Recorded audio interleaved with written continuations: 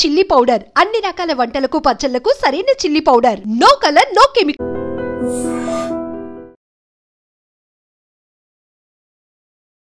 నమస్తే, welcome to I dream social spotlight with కవిత.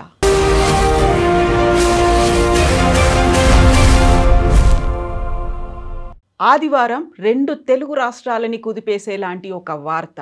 అది test tube baby సెంటర్లలో ఎవరిదో వీర్యాన్ని తెచ్చి ఇచ్చి దాన్ని డెవలప్ చేసి టెస్ట్ ట్యూబ్ బేబీ ద్వారా ఈ సంతానం మీ పిల్లే అని ఇవ్వడం అనే వార్త.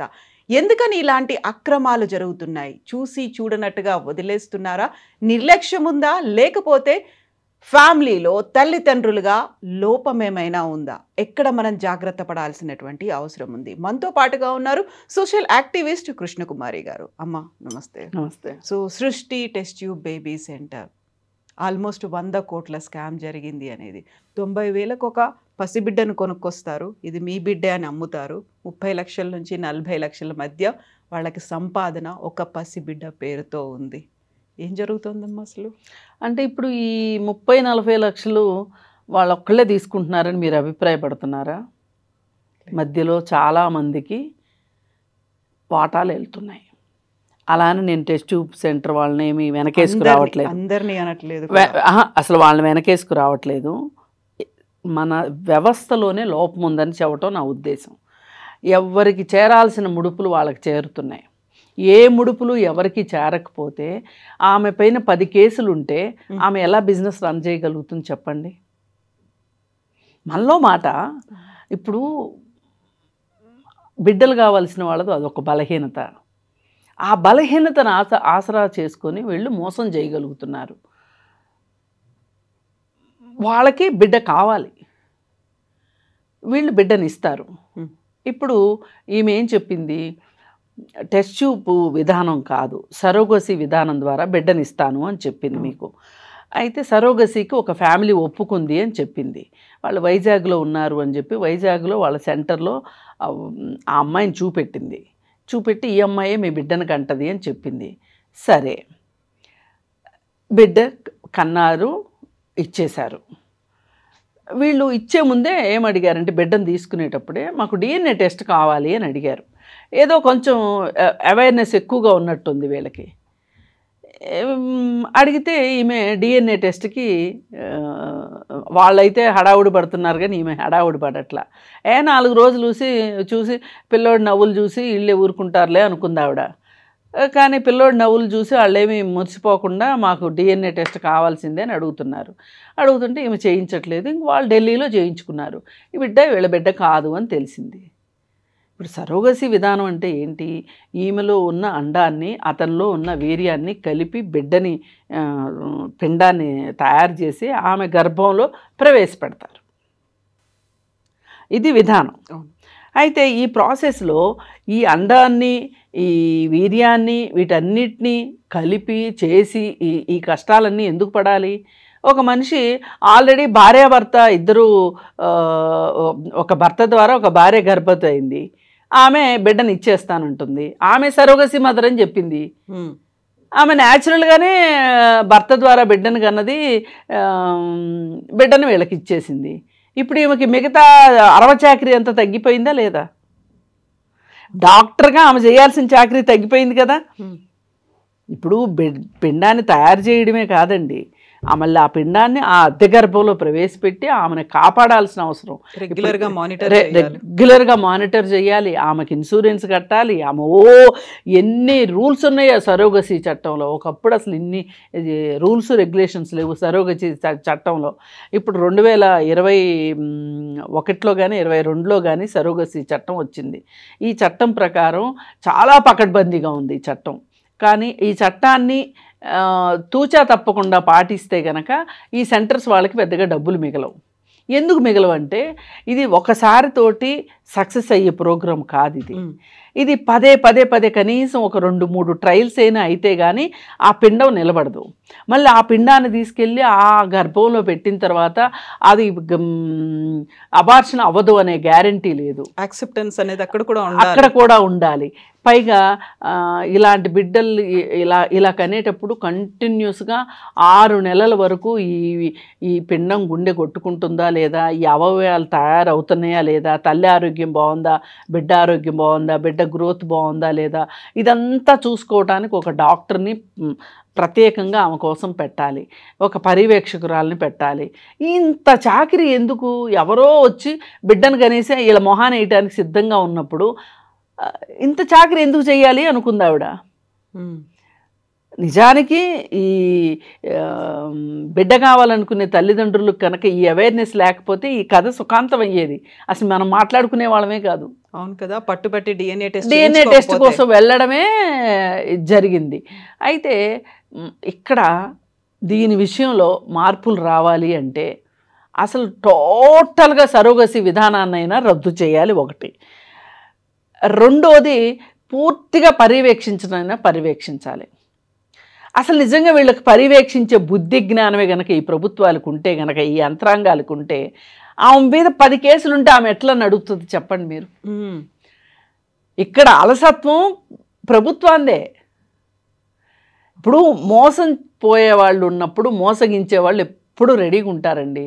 ఇది ఒక వ్యాపారము, అవునన్నా కాదన్నా. మరి ప్రభుత్వం చేయాల్సిందేంటి? ఇది వ్యక్తిగా నేను చేసే పని కాదు, మీరు చేసే పని కాదు. మనం సమస్యల గురించి మాట్లాడి ఒక అవగాహన తీసుకొస్తాం అంతే. కానీ మన చేతిలో ఏం లాఠీ లేదు కదా, మన చేతిలో చట్టం లేదు కదా. ఏం చేసినా వాళ్ళు చేయాల్సిందే కదా. వాళ్ళు ఎందుకు చేయట్లేదు? 10 కేసులు ఉన్న మనిషి ఎట్లా చేయగలుగుతుంది? ఈ బిజినెస్ అంతా రన్ అవ్వడానికి కొంతమంది పేదరికం కూడా కారణం, కొంతమందికి అనారోగ్యం ఒక కారణం. ఇలా రకరకాల కారణాలతో ఈ బిజినెస్ నడుస్తుంది. 3 పువ్వులు 66 కాయల్లాగా నడుస్తుంది. వాళ్ళకైతే సెంటర్స్ వాళ్ళకైతే డబ్బులు వస్తున్నాయి. తద్వారా కొంతమంది ఆఫీసర్లకి, పోలీసులకి అందరికీ డబ్బులు ముడుతున్నాయి. అంతా బాగానే ఉంది. కానీ నష్టపోయేది ఎవరు అంటే వీళ్ళ మాటలు నమ్మి ఈ వైద్యం చేయించుకుంటూ ఆరోగ్యాలు పోగొట్టుకుంటున్న ఆడవాళ్ళ పరిస్థితి దీనమైన పరిస్థితి అండి. ఓకే, బిడ్డను కనలేదు. ఏ తల్లి అయినా సరే బిడ్డని కనలేకపోతే 1-2 ట్రయల్స్ వేస్తుంది. ఆ తర్వాత ఆ ట్రయల్స్ వేయడానికి ఒక నరకం చూస్తారు ఆడవాళ్ళు. ఈ ఫెర్టిలిటీ సెంటర్స్కి వెళ్ళే ఆడవాళ్ళ పరిస్థితిని కనుక మనము వాళ్ళు డైరెక్ట్గా చెప్పకపోవచ్చు, కానీ మనకి వ్యక్తిగతంగా చెప్తారు. నేను కొంతమంది మాటలు విన్నాను, నాకు అనిపించింది నిజంగా బిడ్డల్ని కనాలనుకుంటే న్యాచురల్గా బిడ్డలు పుడితే అంత అదృష్టం ఇంకొకటి లేదు. అసలు ఇంకేమీ అంతకు మించిన ఐశ్వర్యం కానీ అదృష్టం కానీ లేదనిపించింది. ఆ హార్మోన్లు ఇంజెక్షన్లు చేయించటాలు, రెగ్యులర్గా టెస్ట్లకు వెళ్ళడాలు, అవి ఐయుఐ అంట, ఐవీఎఫ్ అంట, ఇంకే మొత్తం 3 ప్రక్రియలు ఉన్నాయి దీంట్లో. ఇవన్నీ దాటిన తర్వాత సరోగసి. ఇవన్నీ అవసరమా చెప్పండి? అసలు ఇప్పుడు బిడ్డలు లేకపోతే ఏం కొంపలు అంటుకుపోతాయి చెప్పండి? మన బిడ్డలే కావాలి అనే పట్టుదల ఇది పెద్దవాళ్ళ దగ్గర నుంచి వస్తుంది. ఈ డిమాండు తల్లిదండ్రుల వైపు నుంచి, అబ్బాయి తల్లిదండ్రుల వైపు నుంచి మరీ ఎక్కువగా వస్తుంది. అమ్మాయి తల్లిదండ్రులు ఎంతో కొంత కాంప్రమైజ్ అవుతున్నారు. మన అమ్మాయి ఆరోగ్యం పాడవుతుంది కదా అనే ఒక ఆలోచన. అంటే ఎవరమ్మ చచ్చిపోతే వాళ్ళకి ఏడుపు వస్తుంది అన్నట్లు, ఎవరి బిడ్డకు కష్టం వస్తే ఆ తల్లికే కదా బాధ ఉండేది. వాళ్ళన్నా సర్దుకుంటున్నారు, కానీ అబ్బాయి తాలూకు వాళ్ళు సర్దుకోవట్లా. ఓ పక్కన అబ్బాయికి స్పెర్మ్ కౌంట్ తక్కువ ఉంది అని తెలిసినా కానీ వాళ్ళు బిడ్డను పెంచుకుంటే నష్టం ఏంటి అని లేకోకుండా ఎవరి స్పెర్మ్ అయినా పర్వాలేదు, మా కోడలు ప్రెగ్నెంట్ అవ్వాలి అని కోరుకోవటం. అంటే ఈ బిడ్డల్ని కనడం ఒక సొసైటీలో ఒక ఏమంటారు కదా, ఒక మర్యాద, ఒక గౌరవం, ఒక స్టేటస్ సింబల్ లాగా అయిపోయింది. మరి ఎందుకండి ఇంత ఇవన్నీ? మనం మనుషులు సహజత్వానికి దూరంగా వెళుతున్న కొద్దీ వచ్చే సమస్యలు ఇవన్నీ. అమ్మ ఇప్పుడు ఒక కేసు ఢిల్లీ దాకా వెళ్ళారు, వాళ్ళంతటా వాళ్ళు డిఎన్ఏ టెస్ట్ చేయించుకున్నారు కాబట్టి పోలీస్ స్టేషన్కి వెళ్ళింది, ఇది బయటపడింది. ఇమాజిన్ కొన్ని ఏళ్లుగా ఇదే జరుగుతోంది. హైదరాబాద్, విజయవాడ, విశాఖపట్నం 3 దేశమంతా జరుగుతుంది. మీకు ఒకటి తెలుసా, అసలు గుజరాత్లో ఇది ఒక కుటీర పరిశ్రమ, సరోగసి. ఇప్పుడు మన మంచు లక్ష్మి కూడా గుజరాత్ నుంచే, గుజరాత్లోనే బిడ్డను కానీ తీసుకొచ్చుకుంది సరోగసి పద్ధతిలో. ఆమె బోల్డ్గా చెప్పింది. ఇప్పుడు ఆమె కనుక చెప్పకపోతే మనం చెప్తే పెద్ద కేసు అవుతుంది. ఆమె చక్కగా బోల్డ్గా చెప్పింది, నాకు ఆరోగ్య సమస్యలు ఉన్నాయి, నేను గుజరాత్లో బిడ్డను కన్నాను, తీసుకొచ్చుకున్నాను. గుజరాత్లో ఇది ఒక జీవనాధారం చాలామందికి. ఇప్పుడు వైజాగ్లో బిడ్డను కని చెల్లారు చూడండి, వాళ్ళకు కూడా జీవనాధారం అది. ఇప్పుడు కొంతమంది అబ్బాయిల్ని కూర్చోబెట్టారు అక్కడ, నాకు చాలా బాధ అనిపించింది. పేదరికం ఎంత పని చేయిస్తుంది మనుషుల్ని అని. వాళ్ళు వీర్యాన్ని అమ్ముకోవడానికి వచ్చారు, అండాలను అమ్ముకుంటున్నారు అమ్మాయిలు. అది కూడా పెళ్లి కాని వాళ్ళు కూడా, కాలేజీలో ఉన్న వాళ్ళు డబ్బు ఇస్తున్నారని, పాకెట్ మనీకి వస్తాయేనో, లేకపోతే విలాసాలకు వస్తాయేనో, లేకపోతే కనీస అవసరాలకు వస్తాయోనని. అసలు ఆ దుస్థితి, రక్తం అమ్ముకున్నట్లే కదండి ఇది కూడా ఒక రకంగా. అంటే పేదరికం ఎంత పని చేయిస్తుందో చూడండి. లేదు అనుకుంటే ఇవాళ మార్కెట్ మనుషుల్ని ఎట్లా నడిపిస్తుందో చూడండి. మాల్స్లో సినిమా చూడాలి, మాల్స్లో లంచ్ చేయాలి, మాల్స్లో బట్టలు కొనుక్కోవాలి. వీటికి డబ్బులు ఎక్కడి నుంచి వస్తాయి? ఇప్పుడు ఒక కుటుంబంలో అర్థమైపోయింది ఇది మా బిడ్డ కాదు అనేది తెలిసింది. అలాంటి వందల కుటుంబాల్లో ఇప్పుడు ఒక అనిశ్చితి అనేది ఉంటుంది కదా, నిజమైనా ఒకటే పిల్లడు కాదేమో. అసలు దీన్ని ఇంతంత మనము గ్లోరిఫైడ్గా మాట్లాడుకోవటం కూడా రాంగ్ నన్ను అడిగితే. ఇప్పుడు నేనే ఉన్నా, నా బిడ్డ అని నేను నమ్ముతున్నా, నా బిడ్డ కాదు అని నాకు తెలిసినా తెలియకపోయినా నేను ఒక మాతృత్వాన్ని చవి చూశాను నా బిడ్డ ద్వారా. There ends the matter. ఇలా తీసుకోగలగాలి. ఇలా తీసుకునే మనస్తత్వం ఉంటే అసలు బిడ్డ లేకపోయినా పర్లేదు, ఏ బిడ్డనైనా పెంచుకుంటాను అనుకుంటారు. మనుషులకి ఆ మనస్తత్వం రావాలని నేను కోరుకుంటున్నాను. అప్పుడు ఈ బిజినెస్లు రావు, ఈ పుట్టగొడుగుల్లాగా ఈ బిజినెస్లు పుట్టవు. నాకు తెలిసిన వాళ్ళు ఒకళ్ళు ఉన్నారు, బిడ్డలు లేరు, చూశారు ఒక 15 ఏళ్ళు వెయిట్ చేశారు. ఇలా ఫెర్టిలిటీ సెంటర్లకి డబ్బులు పోశారు. చివరికి ఎవరో చుట్టాల్లో ఎవరో 3వ సారి కూడా అమ్మాయి పుడుతుంది అని తెలిసి వాళ్ళు అబార్షన్ చేయించుకుంటామంటే వీళ్ళు మాట్లాడి లీగల్గా బిడ్డను తీసుకొచ్చుకున్నారు. గమ్మత్తు, ఆ బిడ్డను తెచ్చుకున్నాక వాళ్ళకి 2 పిల్లలు పుట్టారు. అంటే ఏంటంటే హ్యాపీ హార్మోన్స్ వస్తాయి బిడ్డ మన దగ్గరకు వచ్చినప్పుడు. చాలామంది అక్క పిల్లలను చెల్లెల పిల్లలను పెంచుకున్న తర్వాత బిడ్డలు వస్తారు. అయితే వాళ్ళ ప్రిఫరెన్స్ వాళ్ళకి ఇస్తారు, అది వేరే విషయం అనుకోండి. అయితే నేనేమంటున్నానంటే ఇలా చెయ్యండి, బిడ్డలను కనండి. ఇలా కూడా కాలేదు కనకండి. చక్కగా ఎన్ని చోట్ల ఎంతమంది తల్లిదండ్రులు లేక అల్లాడుతున్నారు చిన్న బిడ్డలు. మనము మన జీవితాలని మనము సరళతరం చేసుకోవటం మానేసేసండి, అనవసరమైన వ్యవహారాలకు వెళ్ళి గందరగోళం చేసుకుంటున్నాం. ఎందుకు ఇంత గందరగోళపడాలి? అసలు సహజంగా బిడ్డలు పుట్టారు, పుట్టలేదా, పెంచుకుందాం. ఈ భావాన్ని కనుక మనం పెంచగలిగితే, ఈ అవగాహన ఇవ్వగలిగితే ఈ దరిద్రపు కొట్టు బిజినెస్లన్నీ ఆగిపోతాయండి. ఆడవాళ్ళ ఒళ్ళు గుళ్ళైపోతుందండి ఒక రకంగా. ఈ ఒక్కసారితో ఐవీఎఫ్లు కూడా ఒక్కసారితో అవ్వవండి. ఇది సరోగసి అనుకుంటున్నాం, కానీ ఐవీఎఫ్ల ద్వారా బిడ్డలు కనేవాళ్ళు, ఐయుఐయు ద్వారా బిడ్డలు కనేవాళ్ళు, వాళ్ళందరి ఆడవాళ్ళ ఒళ్ళు గుల్లబారిపోతున్నాయి.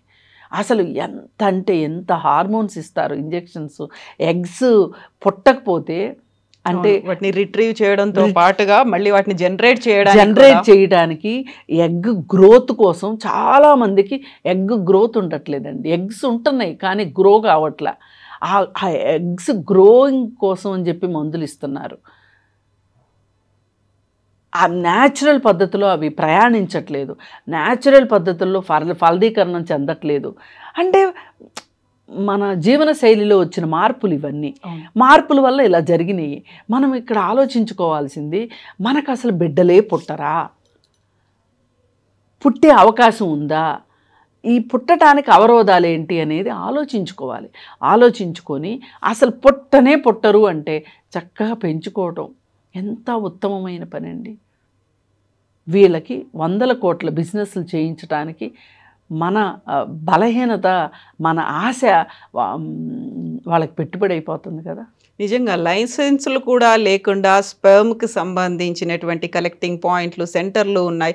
హైదరాబాద్ కేంద్రంగానే అవి దేశవ్యాప్తంగా పంపిణీ చేస్తున్నారు. దానికోసం వాళ్ళు మీడియేటర్లను పెట్టుకుంటున్నారు అంటేనే సో ఎంత అక్కడ అనార్గనైజ్డ్గా చదువుతోంది. At the same time unsocial activity అనేది కూడా అక్కడ అవుతుంది. అది ఇప్పుడు ఎగ్స్ కూడా, ఆడపిల్లల ఎగ్స్ కూడా కులాన్ని బట్టి ఒక రేటు, వాళ్ళ అందాన్ని బట్టి ఒక రేటు, వాళ్ళ హైట్, ఆరోగ్యాన్ని బట్టి ఒక అదే హైటు, ఇవన్నీ ఈ కన్సిడరేషన్స్ తోటి ఆ ఎగ్గుల రేట్ ఎక్కువగా ఉంటుంది.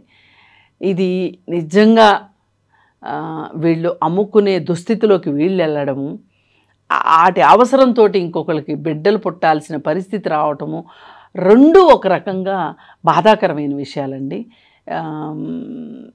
ఈ విషయంలో మటుకు ఒకటే, తల్లిదండ్రుల వైఖరిలో మార్పు వస్తేనే ఈ సమస్యలకు పరిష్కారం దొరుకుతుంది.